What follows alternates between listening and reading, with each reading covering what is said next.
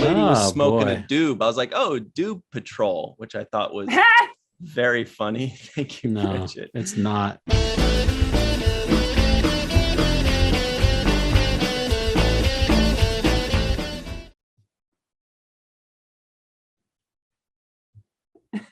Oh, it's not working. Oh, there we go.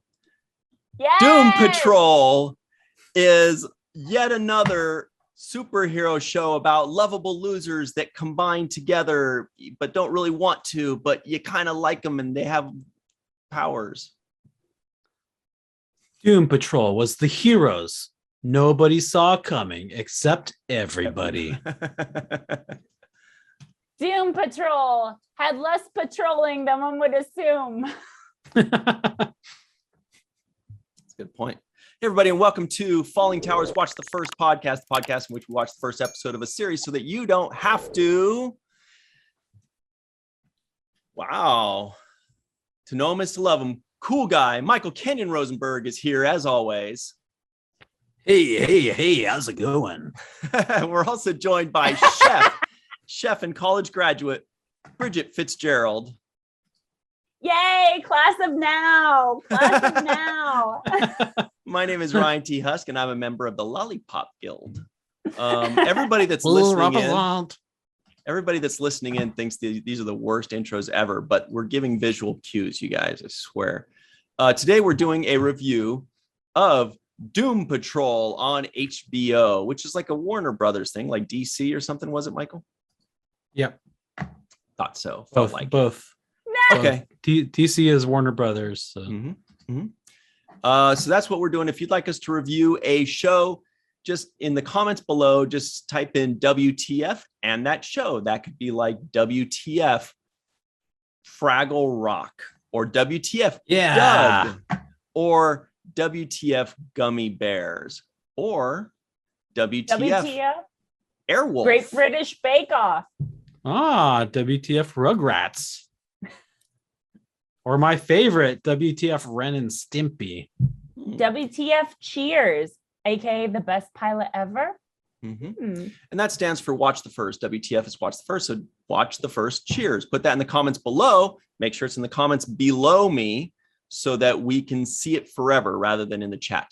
All right, here we go. We're going to talk about it. We're going to have some fun. Please be sure to give this thing a like, this video a like, give us 5-star review on podcast type things.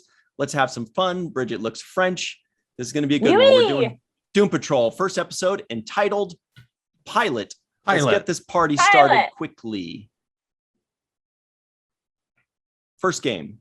Okay. Is called Ryan's favorite game. Yes. It's called Predictions. Mike calls it Prediculations or any. I call it predicaments now. It's because it's a predicament that we put ourselves in by making these predictions. It's quite an improvement. I'm showing off these little filters because last time Bridget was here, I was unable to do it, or maybe the time before. And now I want to show that you're not better than me. You're not better than me. To date, yes, elevating his game since now. Congratulations. Yeah, I am graduating class of now, as Bridget Fitzgerald coins. I love the unicorn. the unicorn horn is great. Horny. So first game is we I can't look at you seriously. We predict. Michael and I have known each other for a long time, and we can generally predict if the other person enjoyed a show or not. So without further ado, before Michael falls asleep on us, it's time to make our predictions. Michael, I predict that you're be a fan of this show. I don't think you liked it a ton. Michael never really liked superhero shows, but he's warmed up to them recently. It's also very much like a couple other shows that we've done. It reminded me of League of Extraordinary Gentlemen, which is a movie, but there was another show that we did like a year ago. Umbrella Academy. Oh yeah, I love that show. Bridget was there for that too. I was there for that. Oh, I'm here for the fun one. So I think Michael liked it a little bit more than medium, like around a 6. Bridget, apparently loved Umbrella Academy. So I'm going to say that Bridget liked this show a moderate lot, like right around the 7.5 to 8 range. What do you think, Michael? Well, I do know that Ryan does like superheroes, but not all superheroes. He's partial to the X-Men. But this show, I think he did like it. I think he did like this show. And Bridget, I think she also did like this show. Yar. Yar. Interesting. Okay, well, I'm going to go ahead and use my filter game again as I predict you both.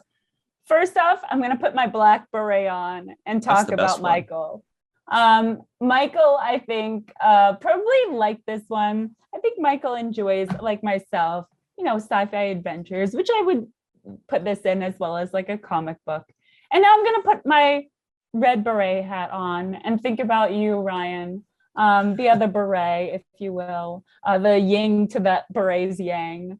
I would say probably if you did like X-Men, chances are you loved this show. I feel like the odds are likely that you liked a show where there's a guy in a wheelchair that has a freaking house full of people with special gifts. That's a mansion where they live away from the world because of their super abilities. We have more to discuss later, but that's my thoughts regarding whether I like that Michael gets the black beret and I get the red one. That makes Michael the Hollywood Hogan Wolf Pack or the Hollywood Hogan NWO, and I'm the Wolf Pack. Boy, what a rivalry. Wild. And I'm just a graduate. I've done it. Fantastic. Thanks, Mom and Dad. All right. Did I forget to make? No, I made my predictions. Michael made his. You sure did. We're predicted. So everybody at home, you've gotten some clues and some hints from us. You make your predictions now. Make sure to put them in the live chat or down below. Oh, yeah, live chat. Make your predictions. What do you think? Did I like it? Did Michael like it? Did Bridget like it? And to buy you a little bit more time to type that down, Michael is going to tell us what this darn show is even about. The adventures of an idealistic mad scientist and his field team of superpowered outcasts. In this episode, after a severe accident, Cliff Steele wakes up a changed man in the house of Dr. Niles Calder and his Doom Patrol. Cool. It's like old school superhero talk, kind of. It's great. Yeah. It's perfectly fitting. I thought this one definitely needed like a superhero type vibe. Yep. Oh, I'm going to make this turn. Okay. I didn't know that graduates got terrible jobs as bus drivers after college. I'm driving this bus. No, she's in a bus. I get it now. It took me a moment. Oh, I get it. Toot. So what's next, Michael? What do we talk about next? I guess we compare and contrast, right? Expect versus what we got. First, we compare what we got, expected versus what we got. Expectations, if I could say that right. And if that didn't confuse you, so this is going to basically tell you guys whether we liked it or not. We're going to compare and contrast what we expected before we watched the show with what we actually truthfully got. So, Michael, before you watched this show, this first episode of the Poop Patrol, what did you expect? Well, every time that we review a superhero show, Ryan always says that I don't like superheroes, which is not true. But I don't know why he keeps saying that, especially because I have many times explained that I am a fan of Marvel's Avengers and Marvel superheroes. Right. Fact, you know what Michael's favorite song is? We don't need another hero. Right? Sorry. No, my favorite song is I'm holding up for a hero at the end of the night. Okay. I want a hero. I really enjoy Marvel superheroes. And in fact, most of the DC superheroes that I've seen, with the exception of most of the Batman movies, I don't really care for DC. And so when I saw that this was based on a DC comic, what I expected was, oh boy, another dumb DC show. Ooh, man. Yep. Claws are out. Claws are out from Michael Kenyon Rosenberg. He's coming Meow. for you, DC. Bridget, your thoughts on DC and what you expected before you watched this episode? Okay. Well, what I expected, was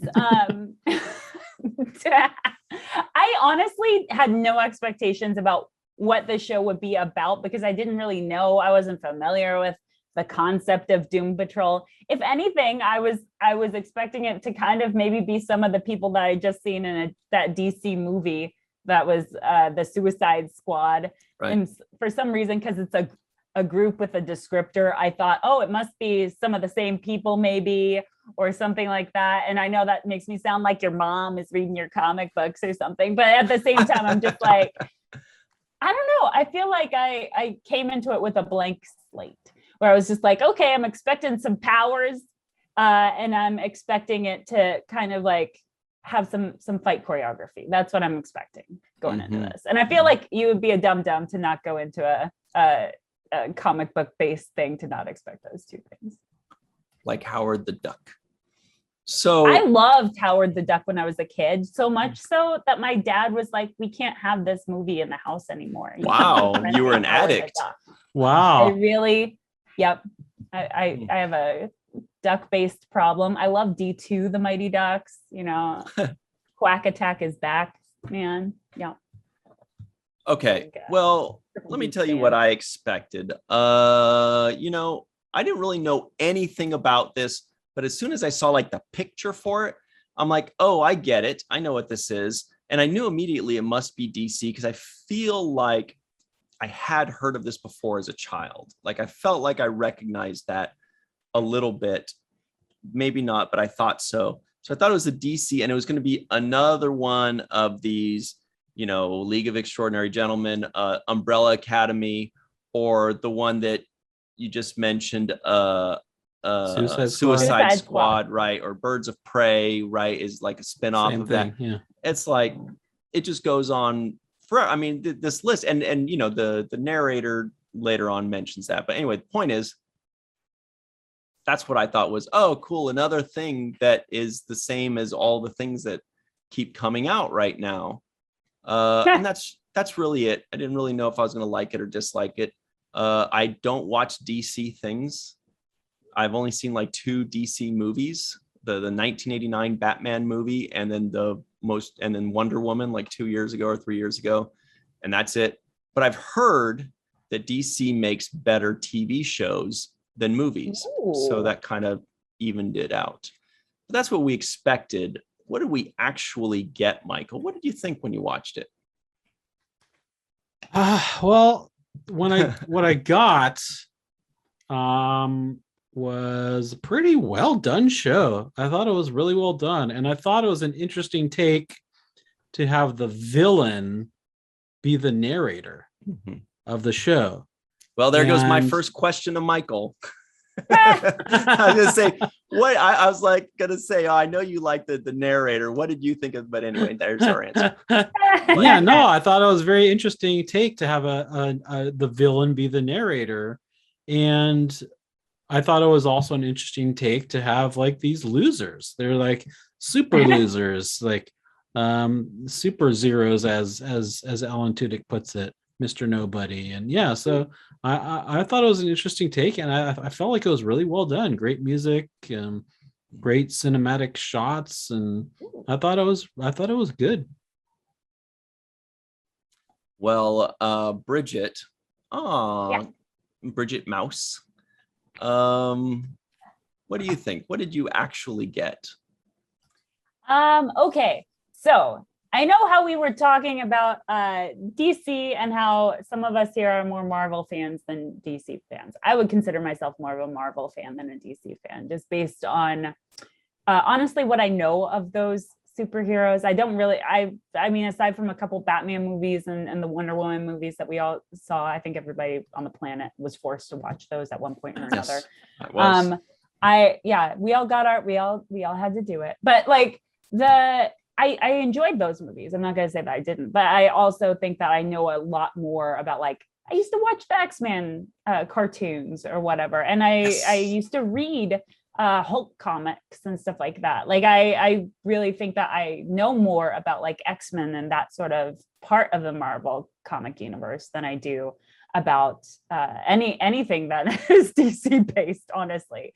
But so that's why when I got into this, and I had zero expectations again going into it, other than, oh, you're going to see some big special powers and some fight scenes, I didn't expect it to remind me so heavily of X-Men, like so incredibly heavily, that afterwards I went and like Googled it, because I was like, which came first? Did Doom Patrol come first, or did X-Men come first? And they were months apart.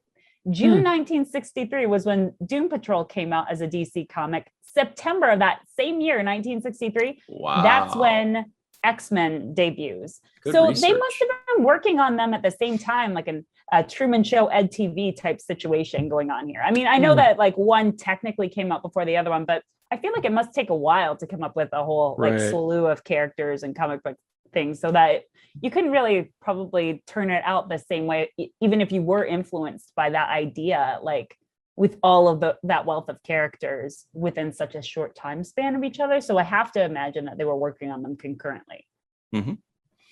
Anyway, so afterwards, I was just like, wow, there's so many similarities. I immediately went to Wikipedia and said, I need information, which is what happens. Me and Google were like this. And that was fun. I also, honestly, I got intrigued by it, but that was the first thing that like really caught my attention, because I have a love for X-Men. I was just like, what's going on here? Why is it so much like X-Men? I had similar thoughts, although I was too lazy to do any research, which was great because you answered a bunch of questions for me. Here for you. like I said, with the Umbrella Academy, there's like this home where all the lovable losers are. Like X-Men, there's this home where all the losers, the rejects are, the mutants. This one, there's this home where all these, okay, we get it. I wanted to say, look, come up with something new. Now, apparently, since it came out in the 60s, it was new back then. So I guess we can't begrudge them too much for it. But I feel like, look, people take a lot of liberties. You could change it up. You could put it on like in a mountain or something. I mean, just give me something. I was going to say a submarine, but I think that was League of Extraordinary Gentlemen that had Nautiluses. Anyway, whatever. So what I actually got was a show that was pretty good. I enjoyed most of it. And I felt like the ending was a pretty strong disappointment for me. It reminded me of the disappointment I had with the Static Shock ending. And by the way, everybody, if you'd like to know what we thought about the superhero show called Static Shock, check it out. It is our episode number 76. It was just a few weeks ago. And Umbrella Academy with Bridget Fitzgerald was episode number 30. Spoiler, I loved it. Both also DCs. Oh, really? I did not know that. Well, I didn't know that. Now I guess I'm adding more to the scale of things I enjoy in the DC universe. I didn't know Static Shock was DC. That's cool. So anyway, so 3 DC shows. Check them out. Find out what we thought of them and if we like them. But today is not about that. That is not this day. Today, although the lighting kind of reminded me of that show. I'm going to be honest. Like the lighting for this show kind of reminded me of the last one that we watched together. And the home, right? The home too. The home also just they felt very like cousins or something. I think Sweet Tooth was also DC. Is it? Oh, right. Man, oh man, have you been saving all these DC shows for me to watch with you guys? Like you're like, you'll like DC by the time we're done with you, Bridget Fitzgerald. I'm like, okay. Well, I don't even like DC, which is the weird thing. But I was kind of lukewarm on Sweet Tooth. I think I don't think I said I watched the second, but if you guys would like to know what we thought of Sweet Tooth, that is episode number 68 with myself, Bridget, and Michael. That was also just a couple months ago, so check that out. That's a show that is all the rage, kind of, on Netflix. Yeah. All right, guys. Well, go. we got to talk about this one. This one had a lot of good stuff. So first things first, Bridget, without giving any spoilers to previous episodes, how do you feel like this stacked up against Umbrella Academy, for example? You don't want me to give spoilers about that, but you do want me to answer that question.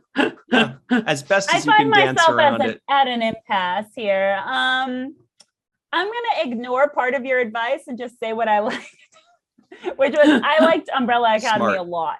This was great too, but I feel like that's in a different level for me, because I feel like this one, I had a lot of trouble just with, there were so many divergent characters that I feel like that wasn't juggled as well as it is in Umbrella Academy. I feel like there was a wealth of information from the comic book this is based on that wasn't as succinctly sorted for this pilot episode. It was confusing. You're trying to hurt me, right? There was so many spoilers in that. I am sorry. I love you. If I had more protein bars or cookies, which I know you're fond of, I would send them to you to say I'm sorry. Oh, I thought you were asking for some. I was like, okay, I'll send you some. Oh, but you mean you'll send them to me? Oh, wonderful. No, okay. Send it to me, care of me. Yep. Fantastic. Graduate of now. Graduate of now. Wasn't Sweet Tooth around Ryan's birthday, and that's when he got the cookies that I sent him? Yeah. I ate them all so quickly. They were very good. Thank you, Michael. Nice. Well, you know what? Bridget's setting the tone here. Michael, just throw out what you liked about this show. Just start flinging it out there. So, I mean, my big problem with the Static Shock was that all these different characters with different abilities all got their abilities from the same place. But for me, it was really interesting to see how each of these, I mean, you get an origin story for each of these characters in this first episode. And that's one of the most compelling thing to me about superhero stories is the origin story. How did they get their superpowers?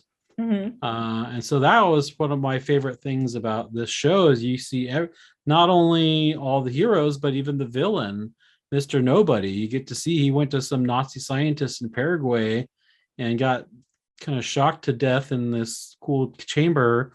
And he found out that the mind is the thing, right? What did he say? The only limit is the mind, or the mind is the limit. And so he kind of becomes fractured, and so it was cool to see how all these different guys get their different powers. I mean, the bandage guy, he goes up into space and then meets some alien life form that inhabits him, and then what's the movie star girl? She kind of goes underwater, and then this kind of spirit goes into her. So that's kind of the same kind of thing, but kind of interesting too, because they get different kind of powers and different abilities from that. Or I wouldn't even call them powers. It's like defects that I think that they're going to turn into powers later in the series. Then you got Mr. Metal up front here, right next to Bridget. And he was in a car accident and only his brain was left. And then Dr. Crazy rebuilds him as a robot man. And so how did he get access to a brain? Is that even legal? Probably not. I just think that was such a fun juxtaposition though, that he can somehow manage to keep a human brain alive, but it's inside a giant metal object. I was like, this is clearly based on a comic book that was written in the 60s. There's no way that they would not be able to have something more finesse worthy if it was based on new material. There's no way. Bridget, you don't know. You just connect the brain to the metal parts and then think real hard about how to move stuff. Don't you know sciencey stuff? Well, apparently I need to learn more. I graduated without any sciencey stuff type classes.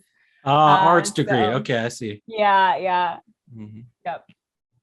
Well, I'll Also, tell you- this is what I yeah. got very excited about was, did your brain kind of go, yay, when like you saw Alan Tudyk on screen? I did. I was like, Yeah. yay, I'm excited that he's here. And he got there first off. And so I was like very excited. Like when I saw his name in the credits, I was like, where is he going to be? And then I was like, oh, he's right here. He's right there.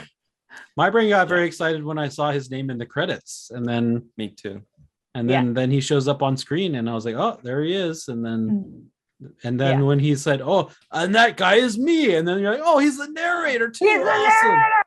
the narrator. Yeah, when his name first flashed up there, I was like, oh, that's cool, because the first time I had seen him was just recently in Resident Alien. Is that what it was called? What about, I thought you guys watched Firefly.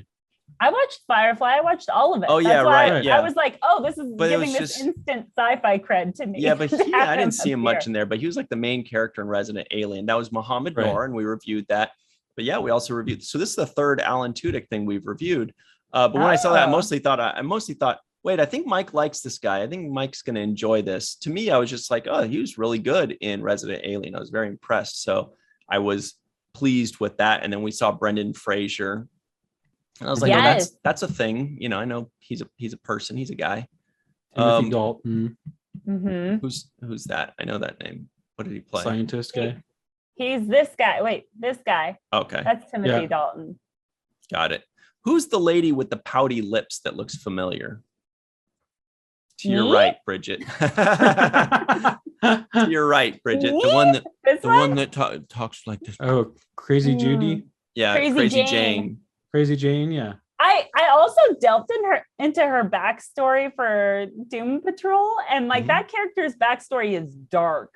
Nice. Like that character was abused by her father, and then had another personality that became dominant, and then got raped in a church on Easter Sunday, and then that personality became dominant, and now it has like a billion personalities that 64. are dominant. Yeah, 64. Yeah. Wild. That's I'm just cool. like, that's crazy pants. Like that made me feel so like, why did they come up with this story? Oh yeah, because it's a boardroom full of dudes that are writing this. Like, I'm like, did they not think that would be offensive? I was going to ask, I wonder if that's how the story was written in 63, or if they tried to modernize it, or if they're just like, well, that's how it was written. Because a lot of times they do kind of change it up a bit. Were you able to see what it?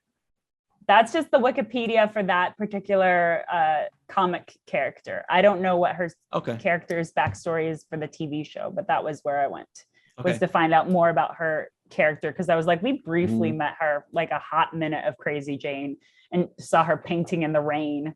I was like, this is useless, but okay, go with it. This is useless, but sure, let's see how this pans out. It gave them the opportunity to have the two of them make up so easily, and suddenly she's like not that bad and he's not that bad, and they're like besties a little too easily for my liking. But you know, it works if they're both struggling with personality situations. He doesn't know who he is or what the world is anymore. She flip-flops between 64 people. But I'll tell you what I did really like about the show was just the storytelling style. Like I enjoyed watching the storytelling. Like it wasn't like a through line. It was like, it wasn't so linear, and there was a lot of little twists. Like we think Brendan Fraser's character Cliff dies in that car accident in the race, and then it wasn't until later they revealed that he didn't, and that life had changed for him, and then he died, which is a really interesting and layered story. That I liked a lot. I thought the best aspect of this show was not necessarily the characters or the plot or the premise, but just the execution of the way they told the stories. And I thought that was really effective and really interesting. And it kept me typing furiously on my notes. I was like, oh, that's an interesting little delivery. That was the best part for me. Yeah, I agree. Yeah, I mean, from the get-go, I mean, when it just opens up and you just hear Alan Tudyk as the narrator, right? And first of all, it's not a straight narration.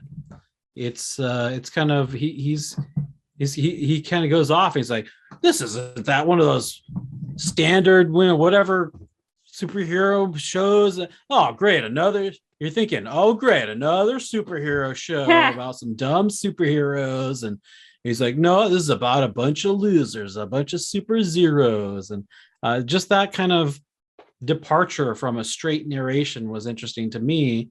And then, yeah, you're kind of going off and on all these different tangents throughout the show. There's the main storyline, which is kind of how Mr. Robot becomes Mr. Robot, Mr. Roboto, Domo Arigato. But then it kind of splinters off to like, oh, this is this old 50 movie star, and this is this old test pilot from the 50s, and this, but we actually don't really get a backstory for Crazy Jane. I guess we just find out that she's got 64 psyches. But what it's interesting is a very kind of small throwaway line. She's got 64 different personalities, each with its own power. Yeah. Each with its own power. That's and she nuts. kind of shows it one time when she kind of turns into like a flaming giant. And so I was like, wow, this girl is probably pretty powerful. Yeah, she's going to be the powerful one of the bunch. The Blob girl is going to be like, the character that can shield them, or the character that can go under a door to escape and stuff, I guess. But Mr. Stretch or whatever, right? From the Fantastic Four. What's his name? Yeah, Mr. Fantastic. Yeah. But dude, I definitely felt her pain when she actually became that Blob. I was like, oh my God, she's hideous. She's a disgusting blob that I don't even want to look at. And exactly what she's the most afraid of. So that was fun. I think that not just the storytelling aspect, but that kind of stuff where you're feeling their pain. You don't really get to feel Crazy Jane's pain so much yet because we don't see their backstory. I mean, we know she's living in her own private hell right now, but a lot of what made this story so effective for me was the pain that they've gone through in the past, especially, the Tin Man and the 50s beauty queen. Really felt their pain. No, it's not Dorothy, it's Rita. Dorothy, the Tin Man, the Scarecrow, and Cowardly Jane. Right. You are right. Well, let's go ahead and jump into the spoilers. Everybody's dying to know who's your favorite character, Michael Kenyon Rosenberg. Yeah, that is a tough question to answer actually, because it's kind of split between. I mean, we don't really know too much about Mr. Nobody, but his origin story to me is so compelling because. How'd you know he was Mr. Nobody? It says in the credits, right? It says in the credits. Okay. Alan Tudyk is Mr. Nobody or something. Got it. Because he was calling him Morden. Yeah, Eric Morden. Yeah. And Paraguay, some other stuff. Yeah, because that's where he got his powers, is in Paraguay. But just the whole idea, the Nazi scientist guy is kind of telling him like this is, reality isn't like kind of what we see. It's kind of like this, it's more than that. And like, so he can kind of experience that now that he's no longer limited by his body. So just the potential of Mr. Nobody, I really like. But as far as the story of the character in this first episode, it's got to be Mr. Brendan Fraser, Mr. Cliff Steele, Mr. Domo Arigato, Mr. Roboto. Yep. Bridget. Yes. Q Fitzgerald. Who was your favorite Q character? Is for cute. For quaint. Yay! Cute, quaint. I'll take them all. Cute Fantastic. Q with the Q.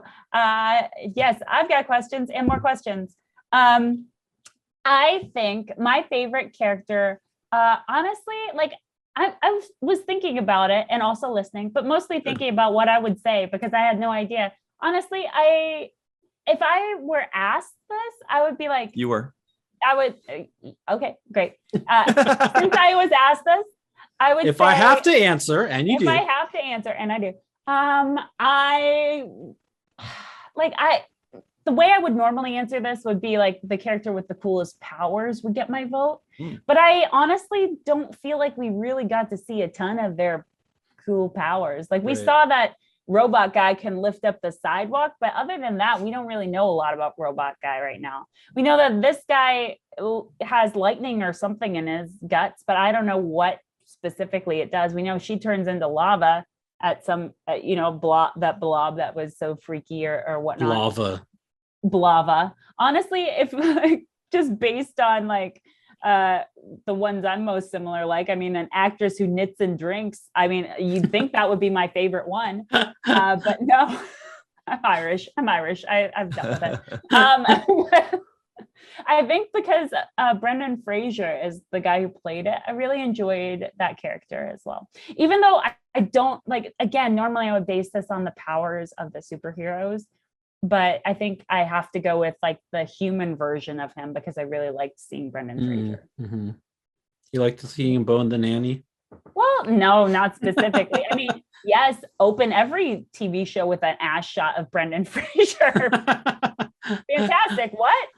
Who's reading my dream journals? but honestly, just seeing how much he added, because I feel like he's a very warm person, and so he did as seem an to add actor, a bit, he gives that to who he plays.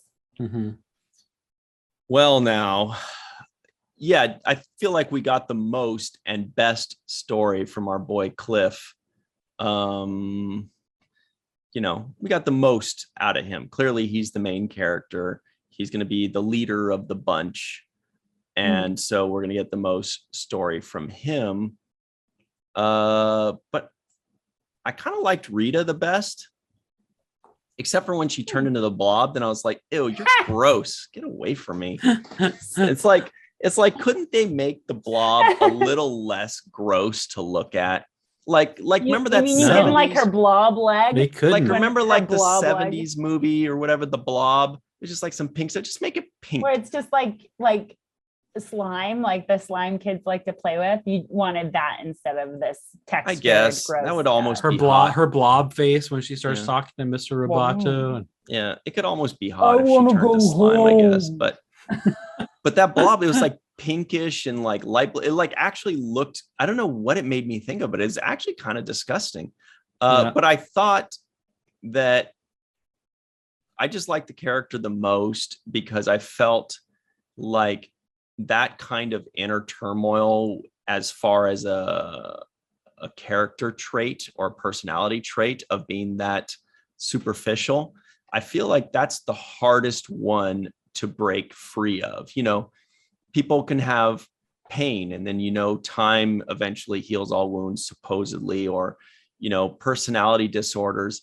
They've got it identified as a disorder or, whatever. Whereas superficiality, that is a kind of a hard thing to identify. It's kind of like your own prison because it's not really something that a doctor can prescribe medicine for. Hey, you're too superficial, or you're kind of a dick. So that's the kind of people I feel like it's a very interesting thing because there is no real cure for it.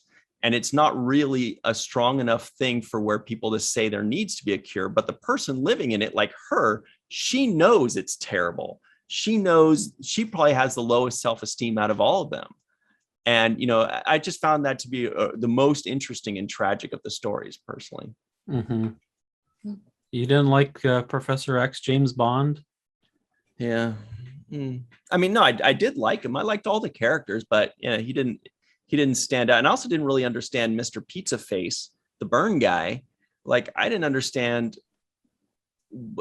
So energy came down and same thing with I kind of thought that Rita, when she was underwater, I felt like it was like a voodoo thing, like a shaman thing, like the guy that she crossed because she was so mean to the guy that was armless. Right. I thought that there's maybe some kind of voodoo thing. And I do hope that the series slowly and eventually reveals more of their backstories and explains, because I hope they don't just say, oh yeah, some magic thing happened and now they're this. I want to know what that magic thing is. You can spend episodes on that kind of story, like a thinner type story where it's a Stephen King story where the guy's cursed by a gypsy for making fun of a fat person or something like that, and so he turns into, I guess, what I don't remember exactly what it is, if he gets super skinny or super fat or something like that.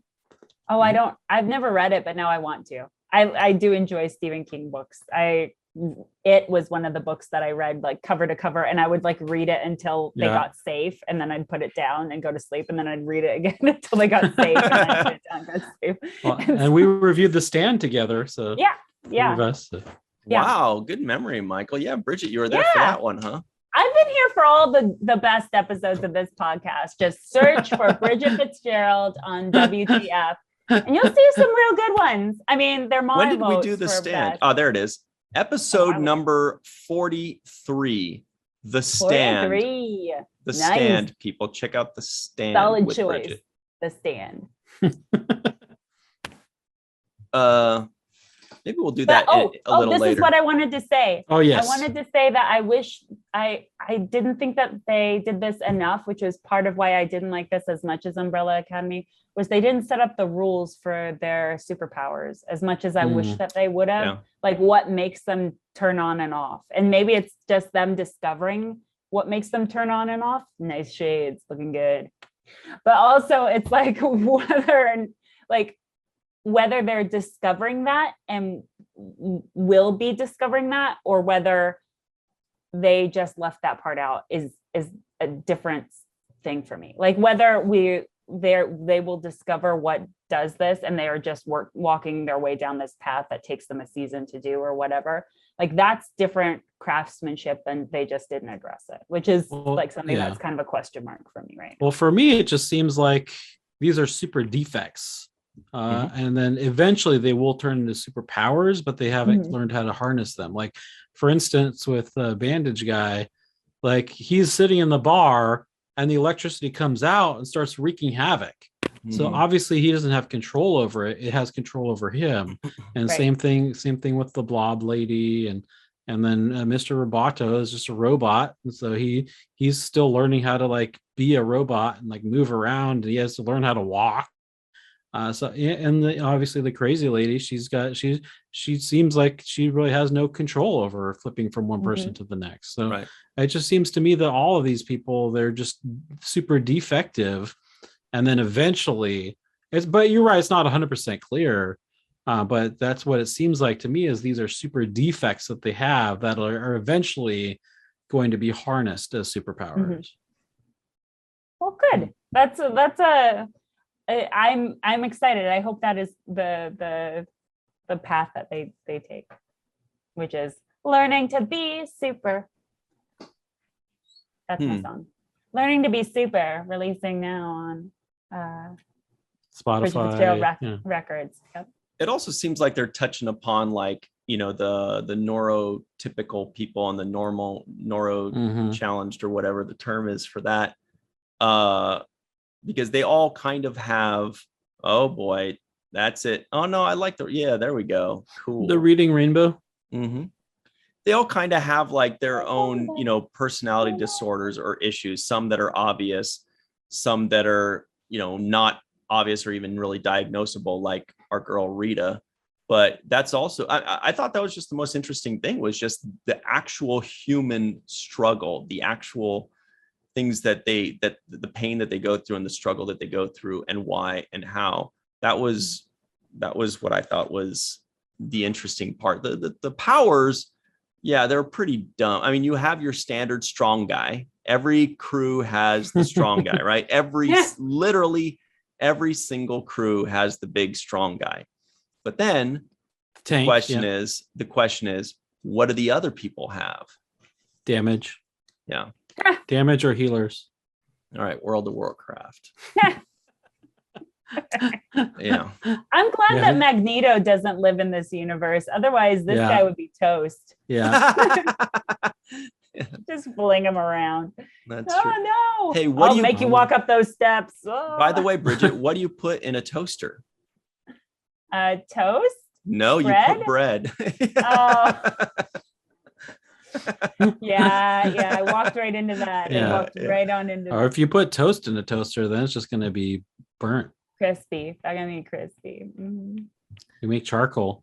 Damn, I was going to ask a fun question of you, Bridget, before we move forward. Oh, yes. Okay. Is it how much, what percentage of gases do you breathe in every day? Mostly nitrogen. Did you know that? Mostly nitrogen. Yeah. I did know that. No, I had no idea. That's pretty cool. No, because it's about time that we turned the page a bit and talked about you, Bridget Fitzgerald. But before we totally flip over, you brought up a good point, which is all of the cool episodes you have joined us for. So let's go over those right now very quickly.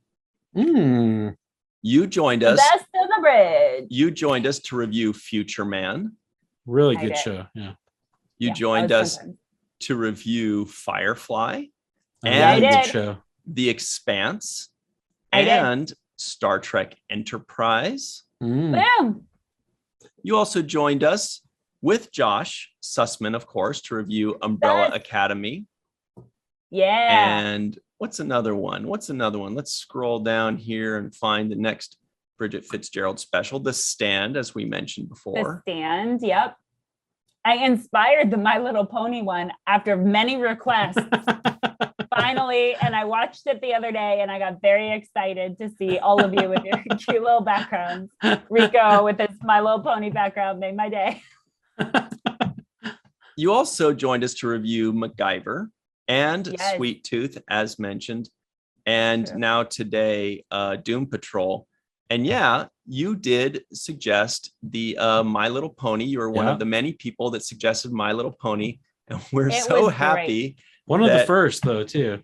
That Rico made your day like that. Did you enjoy our review? High five, Rico. Rico was into it. He was pretty into that show. Yeah. It's really cute. It's a really cute show. But did you enjoy our review with Rico and Darth?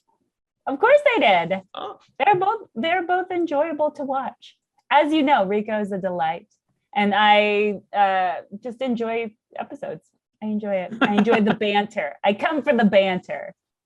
I stay for the backgrounds. Speaking of banter, you have now reached a milestone on your own personal YouTube channel, which deserves some love. It's time to blow that thing up and go nuts because Bridget is awesome. Let's hear about it. Woo! I'm putting my reaction party right now. That's what that is right there. No. Oh, there we go. There it is. Yes, it looks beautiful. Boom. Because I have gotten 700 subscribers to my YouTube channel and I got very excited about that. I am delighted. I feel like, yes, claps are in order. Many are the claps. I feel very good about it. I feel like it was just the other, little, what is this?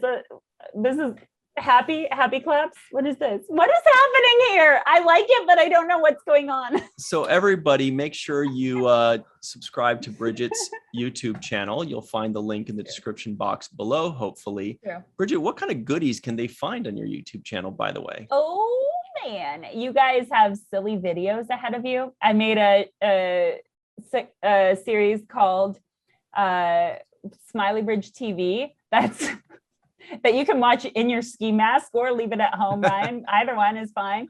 The angel that is Michael Kenyon Rosenberg can watch this from the clouds, or they've been uploaded to the clouds. So there's a bunch of different sketches. I made it with funds from Ovation TV, Rocket Hub, a partnership there, and donations from wonderful viewers. And like you. It's true. Honestly, I was so grateful to have that be part of my life, to get to make entertainment for people and make them smart, upbeat, and positive, which I believe I am, and which I think comes out of me, and that's what those are. Smartative comedies. And there's clips of my acting. You can see a trailer for my sitcom Nuys that was on Time Warner in 2014. One of my favorite things I've ever done is there. I have reels. If you want to see examples of me dancing, I've got some dancing stuff in there. I have a slider that's just dedicated to this show on there because I love you guys so much. Awesome. That it's just Bridget on Watch the First. So if you go there and you love seeing me on Watch the First and you didn't write down all those episodes, just go to the page and you can see just a whole slider full of them. Because every time I'm on a new one, it goes into the slider. So I enjoy my time here with my WTF fam. So That's what that is. And FYI, guys, we love having Bridget on because she's so much fun and she's so pleasant, and she has a slider of us. Yes, Yeah. and you have a great new look, Ryan. Thank you. Let's shout out that great new look. Is It it? grows quickly. Is Should it he the? grow one for November? Right in Yeah. the chat. Should he? Why Should he? are we looking at Mirror Ryan right now? Now let's finish this portion by telling. Let me start that over. Let's finish this portion by asking you, Bridget, with the mustache. What else Yes. is new? What's new? What have you finished? What have you done? What are you working on that we can check out? Well, I am here. I'm gonna put it. We can do it. Because yes, I can, and so can you. I just did a thing of Clue. I think I talked about that last time I was here. I did a couple months of live performance, which was so wonderful. And now I've got a couple of short films that I'm doing that are coming out later. One in which I play a superhero, which is very cool. It's called Fallingtower. Yeah, so that's gonna be a fun one. I'm shooting that in November. And another one, there's a movie that I shot in Wisconsin back a while ago, and it's finally coming out. It's a Christmas movie called Christmas Lovers Anonymous, and I am one of the three leads. I'm the third lead of that movie, which is so cool because if you know me, then you know I love rom-coms, and that is what that is. So look for it on Lifetime or on Hallmark. I'm not sure which one, but one of those will have it. Wow, that's really cool. Congratulations. Yeah. Thank you. Awesome. Woo! We shouldn't have wasted our time telling dumb jokes with our pinkies. We should have just gotten to the good stuff. Thank Sorry. you, time. I feel Speaking like I of- should go have tea or something. Yeah, double fist the tea. Crumpets for me. That's double fisting tea. Oh, nice. Michael Kenyon Rosenberg is like, up your game, people. Up your game. The sly smile kills me. Now, the people that are just listening in are like, we don't understand what any of these verbal cues are, so be more entertaining. So here comes your entertainment. It is now time for, let me change my filter to be nothing again. Here we go. Uh-oh, how do we, okay, phew, what a relief. The bottom line. It's time for the bottom line, AKA the terrible twos. Here we go. Final two questions of the show, the two most important questions. Then why'd you wait this long? I don't know. Here we go. Yeah. Question number one is, we're trying to torture you. On a scale of 1 to 10, Michael Kenyon Rosenberg, lead the way for us, as you always do, and tell us what you would rate the first episode of Doom Patrol, entitled, shockingly, like the first street of every city, Pilot. First Street. I like this one quite a bit. I think more than kind of like what Ryan was saying too, more than even all the characters, which I did enjoy all the characters. I enjoyed seeing all their backstories and their origin stories, but more than even that was just the storytelling style, the kind of I don't want to say completely disjointed, but semi-disjointed, going on tangents, and just not straight ahead storytelling, but a little bit off. I really enjoyed that, and I thought that it was very well done, edited very well, and for that I'm going to give this show Doom Patrol on HBO Max from DC Comics. Drum roll. On 8.7. Ooh, Yeah. spicy. That's a good rating. Yeah. Nice. That's good. Doom Patrol's getting a holiday card. Good job, Doom Patrol. Great job. Okay. By the way, speaking of Doom Patrol, I did make a couple jokes to myself that I'd like to share. When the lady was smoking a doob, I was like, "Oh, Doob Patrol," which I thought was very funny. Thank you, No, Bridget. it's not. And then when the lady turned into the blob, I was like, "Goop Patrol." Goop Which is Patrol, maybe less also funny. good. No. that you get a slow no from Michael. No. So I'm just like giggling and like, yes, give me more. I'll take one No. out I of want to two. talk about other things that we wish we would have mentioned. I can mention this. Yes. I wrote down a note while we were watching the race in the cars. I was like, it's gonna take a lot more than this for me to like NASCAR. He like had it explode. Totally. Sorry, NASCAR. That's a Like, oh, solid no. joke right there. That's solid. Thank you. I try my best for you people. What about Formula One? Even lower, Yes. right? No, not. I don't even know what that means because I don't like it. Sorry. Okay. But now, on a scale of 1 to 10, what would you give this first episode? Including the NASCAR stuff? Including the Factor that NASCAR in. stuff. Well, as you know, I do like superpowers. I did enjoy that portion of this. I enjoyed how much similarities it had to X-Men. So that was all going for it. And I also must say I enjoyed that montage that reminded me that, yeah, train towns take a long time to build. They do. They do. So I'm gonna say this is a 7 for me. This is a solid 7. I'm not gonna give it a decimal point because that's too much. I think 7 is good. I think don't push me, Doom Patrol. I'm gonna knock this down to a 6 point something. She's tough. This is a solid tough. 7. It was fun. Yeah. But again, I have a lot of questions about like whether or not these were. I feel like Michael answered in chatting with him more than the episode did by itself, which isn't great, but it's still entertaining. So I would still say it's a 7, highly watchable, but not like my favorite of the favorites, which would be like a Umbrella Academy or something. So if you guys want to see Bridget jumping out of her skin, she's telling you watch our episode where we review the Umbrella Academy. Solid Not episode. just me, Sussman also. Josh Sussman, yeah, he always fangirled kills out it. as well. He's hilarious. He had We love him. the little bobblehead doll. So we Yeah. were Right. both on the same page with that one. So if you love Josh Sussman and everything else that we've mentioned, check it out. Oh, it's Captain Picard. Ah, Hey, he only wore that jacket in like one episode in the entire series. Can you believe it? So that is like a one episode toy. no, it was Yeah. a couple episodes. Maybe 2, but 1 or 2. He only wore that Borg outfit in like 2 episodes too. Yeah. All right, so here we go, guys. On a scale of 1 to 10, I agree with both Michael and Bridget on half of what they've given. Michael gave an 8.7.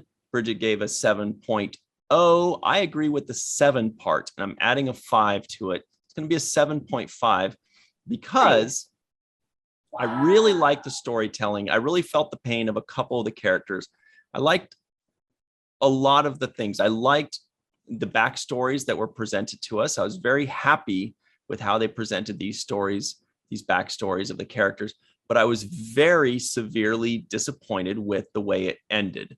It ended in the same manner that Static Shock did, which was, okay, you watch the entire thing that's a backstory, and then at the very end, you're introduced to a bad guy, but you don't see anything. You don't see any battle. You don't see more bad guys. All it is like, okay, and now here comes the bad guy. And you're like, okay, oh, it's over?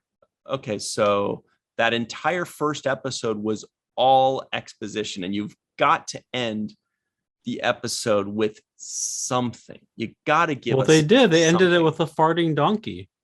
Yeah, that donkey farted and a wormhole appeared. And I was just like, wow. That was not on my bingo card. Well, no, but it said that guy's motto, which is the mind is the limit or something like that. But yeah, not in a way I would have expected. Yeah. I did not. Nowhere in my dream journal was that one. Nowhere. Yeah. So 7.5 for me. It would have been an 8 if there were a better end or a good ending, or maybe even an 8.5 or 9 if I was blown away by the ending. But I am very impressed.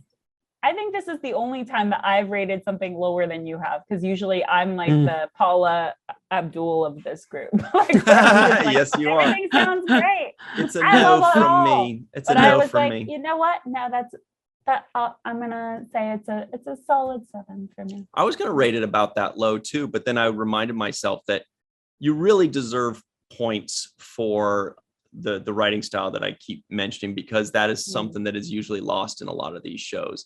So I really wanted to kind of boost it up for that. But anyway, enough about that. What people really want to know is what's the real bottom line. For the purposes of this podcast, we all had to watch the first episode of Doom Patrol. But now that the podcast is over and we're free to move about the internet, Michael Kenyon Rosenberg, would you, of your own volition, watch the second episode? Mm-hmm. Yep. Yeah, that is the second question. And my answer to that second question is yes. Yes, I would. Yeah. The double switch. Oh man, I thought he was going there, and then I thought he wasn't, and then I thought, yep, he is. At first I thought he was going there, and then I thought he was going there, and he went there. Very exciting. Bridget, don't think you get to just comment on what Michael said. Now you have to give your answer. What? Now you're on the Answer hot seat. You response? think it's easy, but it's not. Oh, man. You're on the hot seat. I now. get to go first because I'm the bravest, but then Right. now you have to go also. He also buys us time. We get to like think about it, what he's gonna say. You know, Yeah. it's not. That's hard. why I It's try not- to stall. It's like stretch it out. But now you have to answer. Okay. It worked. I was intrigued by this. I'm a kind of a coin flip on whether or not I would watch this again. It depends on how many other things I've got to see. I mean, did you guys see there's a new season of The Circle? I mean, it really depends on what's available, people. Then I'm a maybe. I'm a maybe on this one. There's no maybes though. Yeah. But there Oops. is in life. May attend. But the question is, based on this first episode, would you theoretically watch the second? Based on this episode and our conversations, I would watch the second one. But based on What? the episode alone, I would not. I think because you've been like, well, perhaps it's because this is a disability to them. Perhaps then they get to learn this thing. I'm like, yeah, maybe. I don't want to commit to something that's bad storytelling, but I think that if you're right that they are like, you know, You're showing not saying, by the way, that you will watch the second episode. I could. I think it sounds like Saying a that no you to me. would. If it's based on just this episode, it's a no, huh? I don't know though. I don't want to say no because maybe I will one day. Who knows? But it's not whether Life you is will or crazy. won't. It's would you or won't you? I would, perhaps. Would you or would you not? So she Maybe. would. That's a yes. I would. I'll give it I would. Wow. All right, Michael, you I are don't very like saying convincing. no because here's the thing is like I know that I enjoy stuff and so sometimes I'll just be curious. I'll go Mhm. back. Right. Yeah. And there have been times where I said, no, I wouldn't watch the next episode of a show. And I Yeah. end up doing it. And there are many times that we say, yes, I would watch the next episode, but we haven't yet. It's just Mhm. theoretically, would you of your own volition, not, we don't hold your feet to the fire. And let me show you how it's done. No, I would not watch the second episode. Okay. And Oh, I'll I tell know you why. Curtis, man. I'll tell you why. It's Uh-oh. because of that Uh-oh. ending. If they gave me a better ending, then I probably would have. But that ending fell Yeah. flat. There was nothing there. They thought that they could just You weren't curious about why, like what was going to happen next? Mm-mm. Okay. No, I liked the characters and I wanted to be What? more interested in whatever was happening next, but they didn't give us a what's happening next. They gave us a what They did might though. what might did. happen next. They're like, hey, there's a tornado, but for all we know, the four of them could just get in the truck and just leave or walk away, and then that's it. Like, you got to, I don't know, you got to give me more in an ending. But this is what we see a lot of times in pre-existing franchises is they're comfortable. They're like, oh, they'll watch the second episode. I don't need to earn their trust. We're DC, okay? they're going to watch the second. If this was a brand new thing that nobody heard of, they would have given you more in the ending because they know that they can't hook you just from their name. And for that reason, sadly, I have to say no, although I think the show was good and I was very happy with some of the things. I'm not in any way, I'm not hooked. They didn't do anything that hooked me. Sorry. I said this in the last episode that Ryan is someone who hates to like things. I am not someone. Ryan is a person. He's a person that hates to like things. Ryan is a figment of your imagination. Yeah, that's true. Ryan is your favorite imaginary friend, Ryan. Yeah, he's such a strong presence in my mind that I manifested him. Well, reality. There are a lot of things where like it's not a very good show, but they end on such a good cliffhanger that you begrudgingly say, yeah, I would watch the second episode because I'm curious. I got to know what happens next. And then there are other shows that were really good, but you're like, I'm not like dying to click next on it. I'm like, okay. They didn't. But here's my thing though. If it's a good show, then I want to watch more of it. Right. No, I don't necessarily need a cliffhanger. Like they always had like a cliffhanger type thing too. Right? Am I crazy? I feel like they had a cliffhanger moment. No, you're not crazy, Bridget. They're all crazy. Did you guys watch the first Ted Lasso already? No. Did you already do that one?